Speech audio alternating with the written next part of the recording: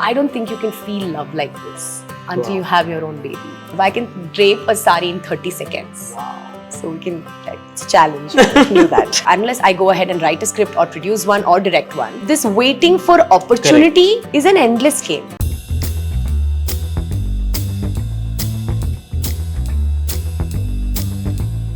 Hi and welcome to the Indulge podcast with me, Roma Laishram. And this is a very special podcast because this is our 15th anniversary special. And I'm with one of my favorite actresses and someone I know since college, Sruthi Hariharan. Thank you so much for your time. Thank you so much for having me, Roma. Such a pleasure. Pleasure's all ours. And you know that this relationship goes beyond professional relationships. Absolutely. So thanks. Thank you so much for spending time with us shooting that beautiful cover. And I hope you like the images as much as we did. But let's quickly jump into the interview. So first of all, the theme of this particular edition is past forward. So we're looking at people from the sandalwood industry who have had a past in the industry but have taken it forward and are saying, I will be beyond this, I will go beyond this, I will do films, but there's so much more to me. And which is why you're the perfect fit. So let's start off the conversation instead of looking back, looking forward, and let's talk about your brand new venture, where you're doing something really interesting. So tell our audience what you're doing. So postpartum, for me, the fitness journey became more vital and so much more difficult because I was in my mid-30s and most women go through this very same issue, where no more do you have control over your own body. I don't know if it's a woman thing only. I'm sure it's probably across genders. So hence, it was at that time that I was really struggling with my fitness journey and I was trying to find a balance of sorts, right? Between my domestic duties, between work, between my perception about myself to what I actually look like. It was all over the place. And it was at that time that once I got into that journey, once I started like saying hashtag no matter what, I'm going to take control over my body and work out no matter what and look the way or feel the way I want to feel physically. I started noticing that activewear started becoming such an important part of my life. And that's where I was like, hey, activewear that we get is great, but they don't feel like me. Now, when I say like me, what do I mean? I mean this whole identity that we have of ourselves as people from India. So this cultural relevance, this cultural identity, what if we celebrated that in a product like activewear? So that's how Sama came by. So Sama in Sanskrit means balance. Yes. So not only are we trying to achieve a balance between something that's as modern as activewear, we're trying to achieve balance between something as modern as activewear with designs that are rooted in Indian art and culture.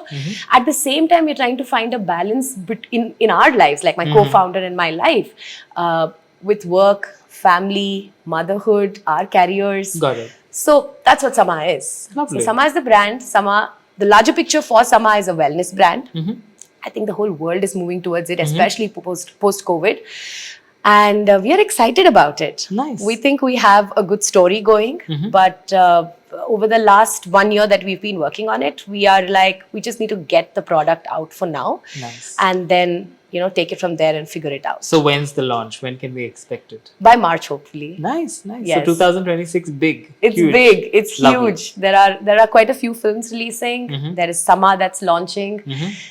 A Piece of My Heart going out there. Beautiful. Yeah. We will talk about the films towards the end of this particular podcast. But before that, our anniversary edition, we're 15 years young, 15 years old.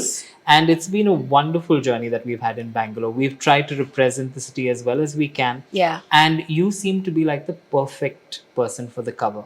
Now, why we did that was basically because you lived your life out and proud as an actress, as an individual, as someone who's not shied away from anything. You've been proud of who you are, right? Sure. So let's start from the very beginning. When did you realize you wanted to be an actress? I was a nerd in school. Like always in the first bench. Decent grades, good grades. So, and also I come from a very conservative family. So everybody thought that I'd get into something like science, more academic oriented. But I think I fell in love with the stage very early on. Lovely. I loved performing. I started dancing from 6th grade, 7th grade, was a trained Bharatanatyam dancer, and moved on to doing some theatre in college in Christ. And then post my graduation in business management, I took the decision of professionally being a dancer, which was preposterous to my mother. My mom was like, what is this? This is not even a profession.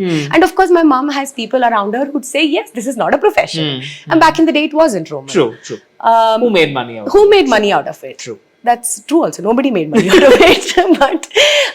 But that was my choice, and I went ahead with it. And it was during my my stint as a professional dancer that I faced the camera as a background dancer in a film for the first time. And that film set for me was so enchanting and so magical that it just like, it was love at first sight, literally. So it was very later on that I even thought about being an actor or wanting to be an actor, you know. Of course, I love films. I love Bollywood films. Grown up watching them, but I never thought that I would be, you know, in films. So it was that day that I was standing behind the camera and dancing, and I was like, this is exciting. It'll be exciting to be that lead actor standing in front of me. Oh, nice. You know, and one thing led to another.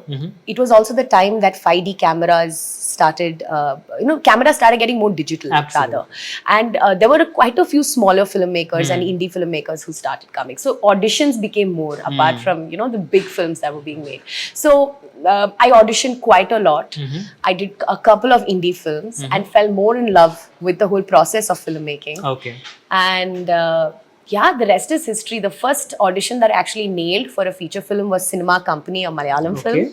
And post that was Lucia. Again, an audition that I went to in a scooter. I keep saying this. And Pavan, the director of the film, looks at me, the director and the associate, and they're like, scooter bartavadala heroine. That's when Pavan is like, perfect fit, because we don't have a bigger budget, so we can pay her lesser for this film. But yeah, post Lucia, the rest is history, because then work came finding me. That film did really well, and I think really kind of launched your career in many ways. It did. Yes. Everybody's, in fact. The DOP of Kantara, Arvind Kashyap, started out his journey in films with Lucia. Lovely.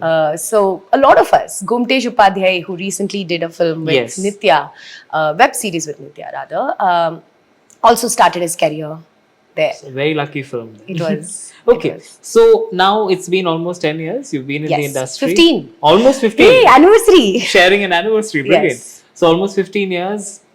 Long journey. Yes. You've had a lot of upheavals in between. You Yes. had the Me Too case happening. Yes. And you were very open about it. And thank you so much for voicing out your opinion at that point of time. So kind of you. You were someone who inspired a lot of other women in this country to also find their voice. So did it negatively affect you? But you're now back. You've swung back into action. You're doing wonderful projects. Right. But I guess there was a period where you felt the industry was not treating you right. 100%. Yeah. And even today, I feel the probably the brunt of it, because it sticks with you. True. It's something that's not going to go off. And I keep saying that I wear it with pride. There is no point in me being embarrassed about it, or sorry, or regretful about it.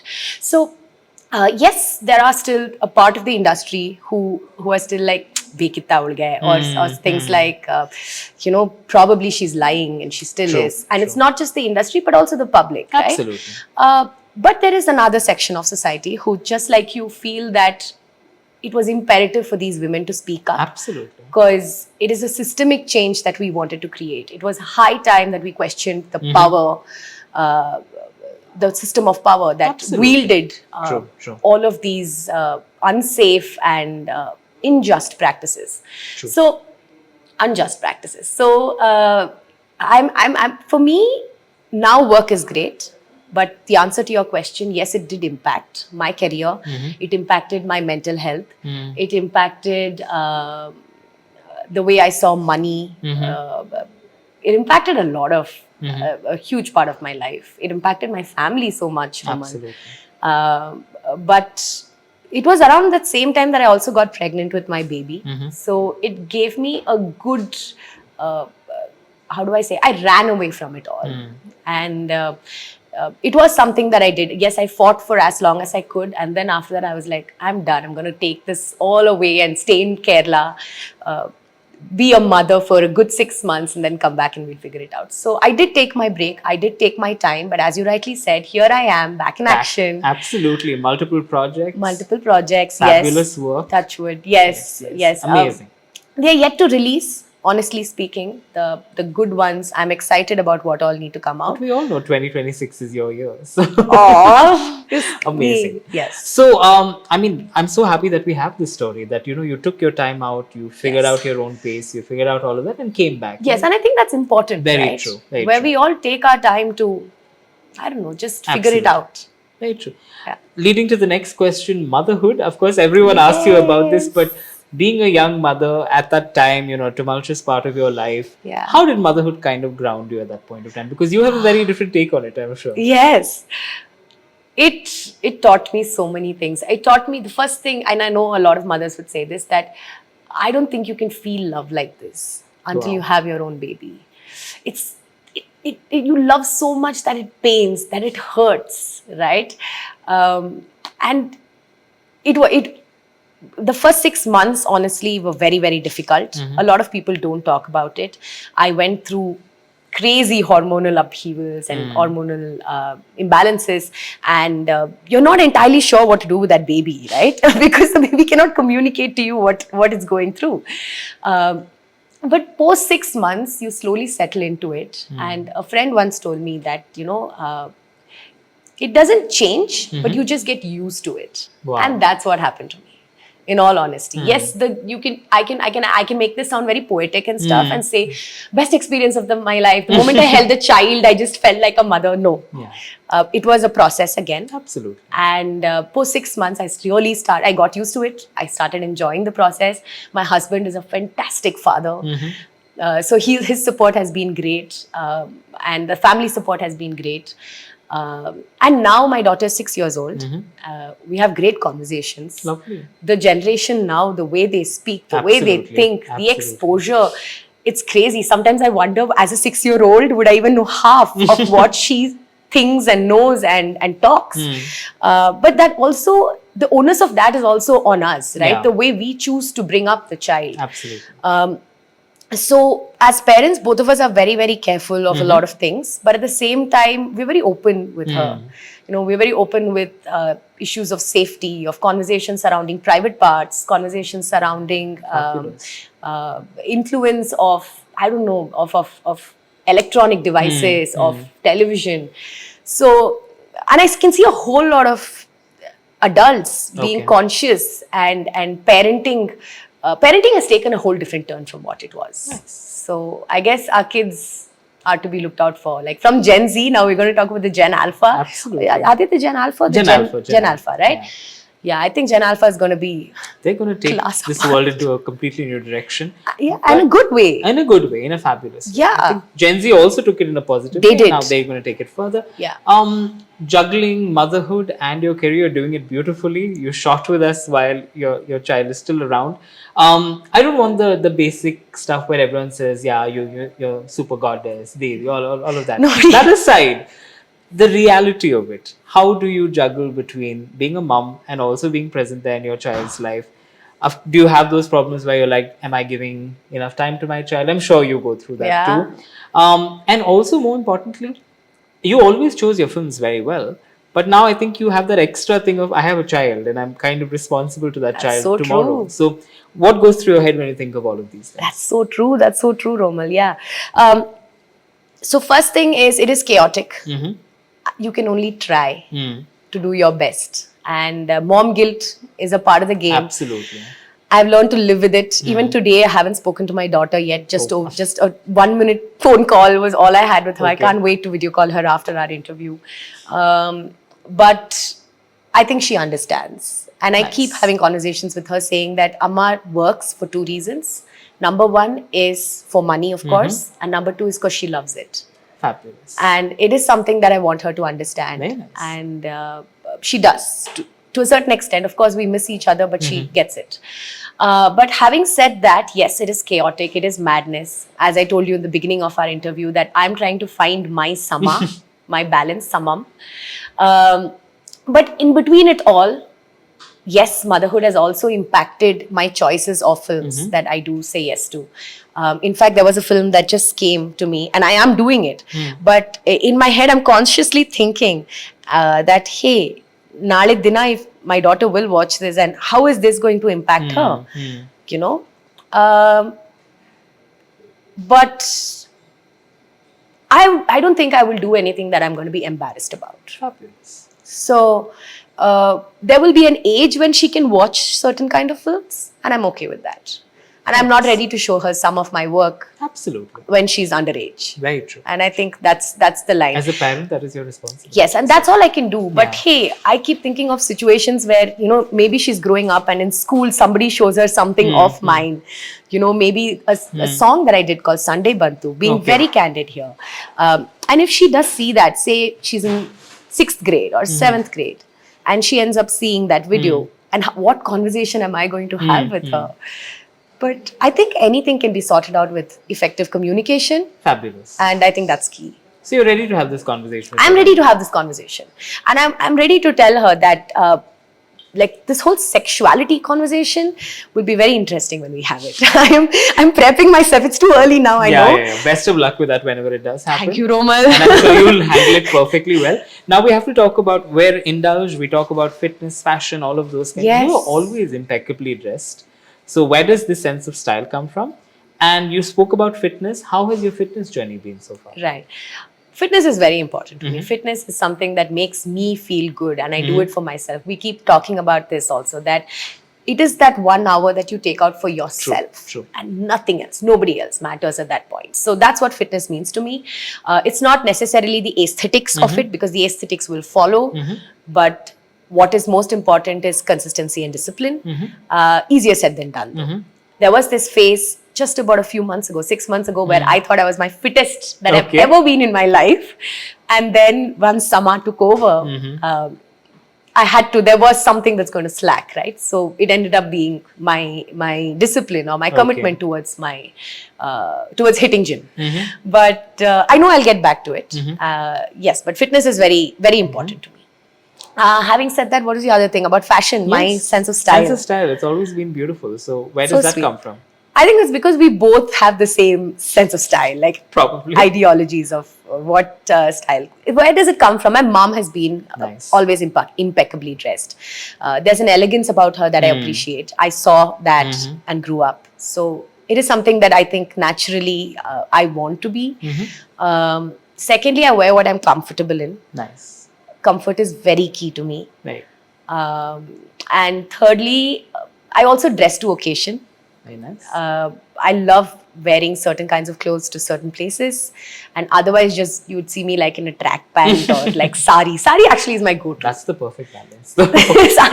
Sari I just love. You carry it off beautifully. You're very natural. Thank you. I've literally timed myself. I can drape a sari in 30 seconds. Wow. So we can, it's a challenge. We can do that. Okay, my last few questions before we wrap this up. What are the new movies that we can look forward to? The new projects, if you can talk about them. If you can't, we totally understand. Right. Exciting projects. That's all I can say. There's one in Kannada that I'm super excited about. It's with a female director. We haven't yet spoken about it, but that is something I'm excited about. She was phenomenal on set. There is a web series in Tamil that I'm again very excited about. Beautiful. Yeah, and then there are 2-3 other Kannada films that are ready for release, but yes, slow and steady in the films front. Nice. Are you heading back to Malayalam anytime soon? I wish. Look at me just saying I wish, because I've realized over the 15 years of my life that it's not about us heading back. Unless you make it possible for yourself, like unless I go ahead and write a script or produce one or direct one, this waiting for opportunity is an endless game. And there are always people who are better than you, either better than you or who fits the character better than you. Or just have access. Who just have access. So, I don't know, Roman. I'd love to. Because I think Malayalam industry is killing it. You debuted with them. So. Yes, I debuted. So this is my last question then. So since you brought it up, do you... Sorry, and I'm married to a Malayali. True. So I speak good Malayalam, like decent Malayalam. Fabulous. You're also married to someone who's into fitness, so that helps you. Yes. Last question, of course. Since you brought it up, do you think you see yourself as a director, scriptwriter, any other roles within cinema beyond and above being an entrepreneur anytime soon? Right. I'm not sure how soon. I was playing around with a script that I really wanted to make. In fact, there were 2 scripts way back about 5-6 years ago. Not even 6, 7, 8 years ago. I applied to the New York Film Academy with a script in mind to direct. But that has come down to even today, where I've still not gotten down to doing it. But yes, I do see myself making a film for sure. At least one film, Roman. Nice. I will make one and then see how it goes, and then we'll take it forward from there. But more than just, it doesn't come from a space of I want to be a director. It comes from a space of I just want to say the story the way I want to say it. And that's the perfect reason to do this. Yeah, that's very nice. This is going to come out just before Christmas and of course the New Year. Nice. So what does Christmas mean to you? How are you going to celebrate Christmas? And what does 2026 look? There's already a stocking in my house where my daughter expects one gift. She wants to see Santa Claus, by the way. Have you got your Santa Claus in place? We have to see. we do not know how to, we do not want to break it off so soon to her. And we want her to still have wonder in her eyes and be in the world of magic. But we'll see. We'll see how that goes. So Christmas for now is going to be with my daughter. Fabulous. I'm excited about spending it in Bangalore with her. Nice. Taking her to all this. There are so many events happening. So much. I want to take her all over there. But otherwise, as a family, we do not celebrate Christmas much. New Year's is exciting, however, because there's a surprise with Sama that's going to come out. So, yeah. A wonderful 2026, as you said, packed with projects and with Sama also. So, wishing you all the best. Thank you. Thank you so much for being on an anniversary cover. So and I'm so happy that our 15-year anniversary collides with you. We're both sharing 15 years together. Thank you. Wishing you a wonderfully successful career. Thank you. Thank you so much for finding time to come on the Indulge podcast. Thank you, It's been such a pleasure shooting with you. Thank you, Roman. You inspire me. And you inspire me. You know you inspire me. You mean so much. I don't think you know how much you mean, but thank you. And you know why I say thank you. Thank you. And keep doing what you're doing. Thank you. It's been a wonderful conversation on the Indulge podcast. Thank you so much for your time, Shruti. And this is us signing out. Bye-bye.